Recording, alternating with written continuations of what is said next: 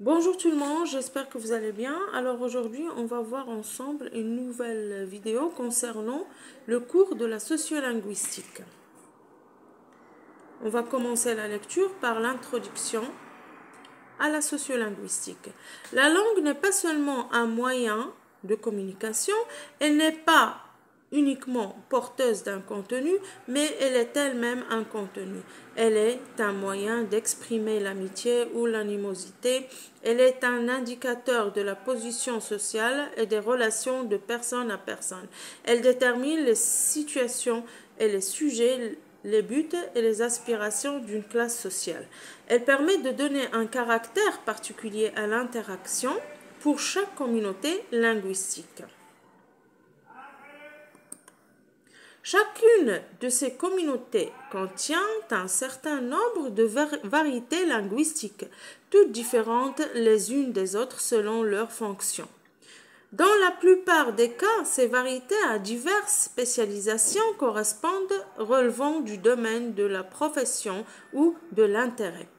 Les passages d'une variété à l'autre forment l'objet de la sociologie du langage ou encore sociolinguistique, science qui entre autres s'efforce de déterminer qui parle, quelle variété linguistique de quelle langue, quand, à propos de quoi et avec quel interlocuteur.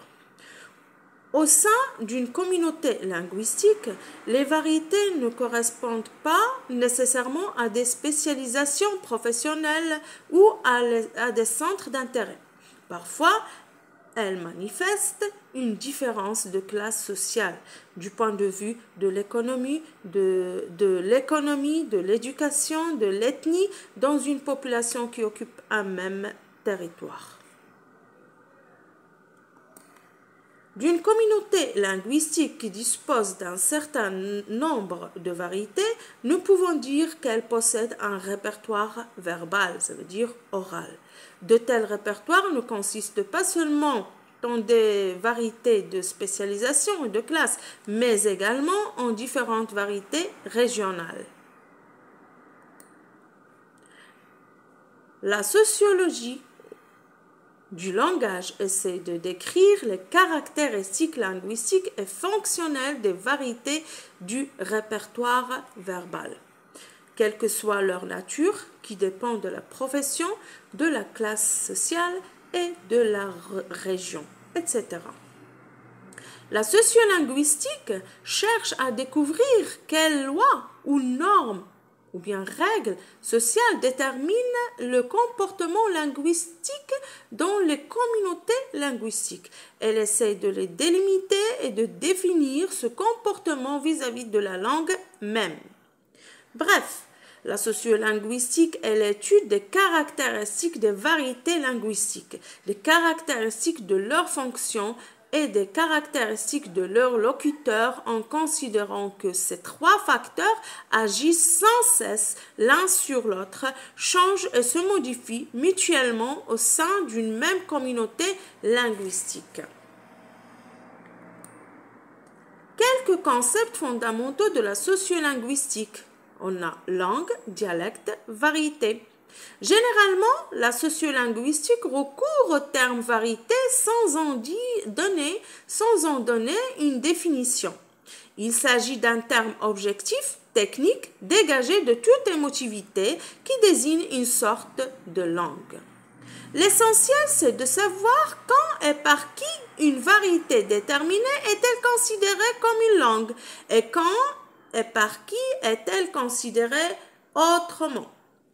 Initialement et fondamentalement, les variétés d'origine géographique sont connues sous le nom de dialecte. Ce mot est employé en linguistique en ce sens dans les termes comme dialectologie et géographie dialectale. C'est aussi en ce sens que l'utilise le sociolinguiste. Cependant, les dialectes peuvent représenter, signifier ou symboliser des éléments non géographiques.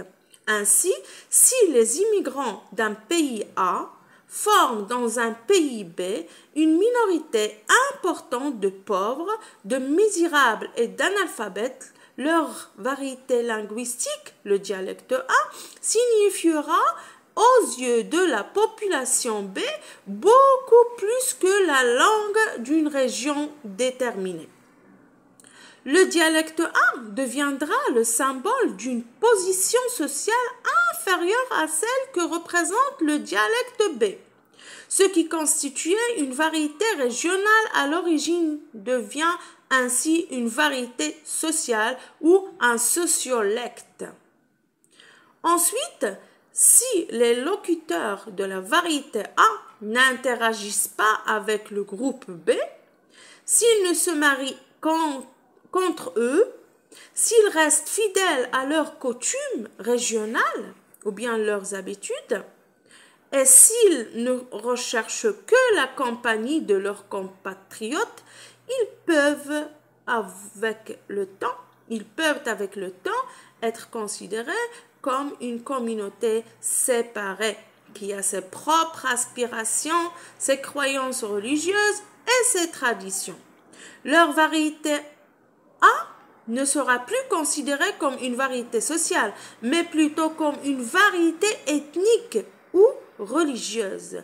Encore plus, la variété peut être cultivée à un point tel qu'elle sera considérée comme une langue à part.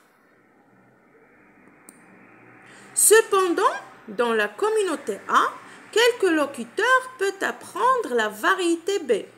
Dans ce cas, ils utilisent la variété A dans leur propre communauté pour des conversations plus intimes ou par solidarité avec le groupe.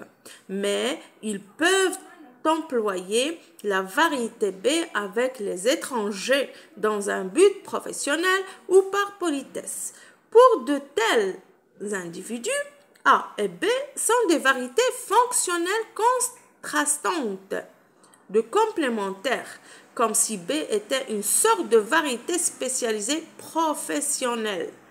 En bref, le terme variété ou bien le terme variété, contrairement au terme dialecte, ne désigne pas une position linguistique particulière, mais uniquement certaines différences par rapport à d'autres variétés. Un dialecte doit être une sous-unité régionale d'une langue, surtout dans sa forme parlée populaire. Le mot « langue » possède une signification supérieure par rapport au mot « dialecte » qui a une signification subalterne. Quelques attitudes et comportements les plus courants par rapport à la langue. Le comportement social le mieux connu vis-à-vis de la langue, c'est la normalisation, c'est-à-dire la codification et l'acceptation par une communauté de locuteurs d'un système formel de normes qui définissent l'usage correct. La codification est formulée par toute ou une partie de la communauté linguistique. Enfin, en fin de compte, l'acceptation de la variété formellement codifiée, donc normalisée, d'une langue est promue par l'État, les établissements d'enseignement, les mass médias, etc. Remarquons que toutes les langues ne possèdent pas nécessairement une variété normalisée. De plus, une telle variété peut exister sans que toutes les autres variétés non normalisées du répertoire de la langue soient rejetées. Une interaction complémentaire existe alors entre elles et la variété normalisée. De même, diverses variétés normalisées complémentaires peuvent coexister au sein d'une même communauté linguistique. Enfin, certaines variétés ne répondant pas actuellement aux normes peuvent être soumises à un processus de normalisation. Inversement, une variété normalisée d'un certain temps peut subir une déstandardisation. La normalisation n'est donc pas une propriété de la langue en soi, il s'agit d'un fait typiquement social. 2. Un autre concept social de la langue concerne l'autonomie de celle-ci. On entend par là le caractère unique et indépendant de ce système linguistique, ou tout au moins de l'une des variétés de ce système. S'il existe par exemple une grande ressemblance entre les langues du point de vue phonologique, lexicologique ou grammatical, prouver leur autonomie peut devenir primordial, du moins de la part de la plus faible envers la plus solide. La normalisation est un moyen de stimuler l'aspiration d'une langue à l'autonomie. L'existence de dictionnaires et de grammaire montre souvent qu'une variété déterminée est considérée comme une vraie langue. Ces dictionnaires et ces grammaires ne témoignent pas seulement de l'autonomie, ils la développent, l'augmentent par l'introduction de nouveaux mots, par l'accent qu'ils mettent sur les alternatives ou bien sur des alternatives phonologiques et grammaticales qui menacent l'autonomie en s'écartant des normes, des règles.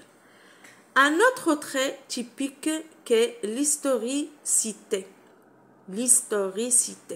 Les communautés dont la variété est normalisée, autonome, se préoccupent fort d'historicité.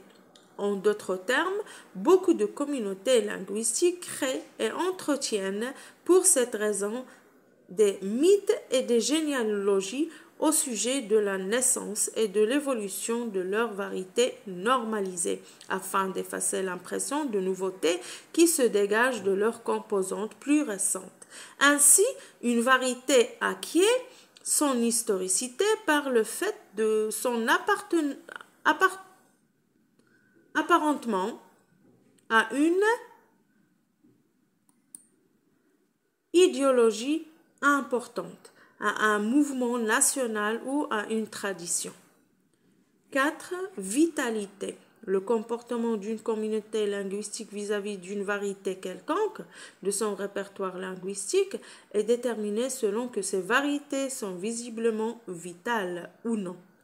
Elles le sont du moment que des groupes de locuteurs les emploient spontanément pour une ou plusieurs fonctions vitales. Plus nombreux et plus importants sont les utilisateurs d'une variété déterminée. Et sa vitalité est plus forte. Par conséquent, sa faculté de normalisation, d'autonomie et d'historicité, inversement, plus faible et le nombre est plus bas le rang des usagers d'une variété, plus rapidement celle-ci va-t-elle rétrograder. Généralement, ces idées préconçues en force de loi. En conséquence, si le nombre et les ressources des utilisateurs d'une variété déterminée vont décroissement, des mêmes usagers paraissent moins aptes à protéger sa normalisation, son autonomie et son historicité contre les influences contraignantes d'autres communautés linguistiques, contre leur répertoire verbal et contre leur possibilité d'imposition de la langue. Et bon courage et au revoir.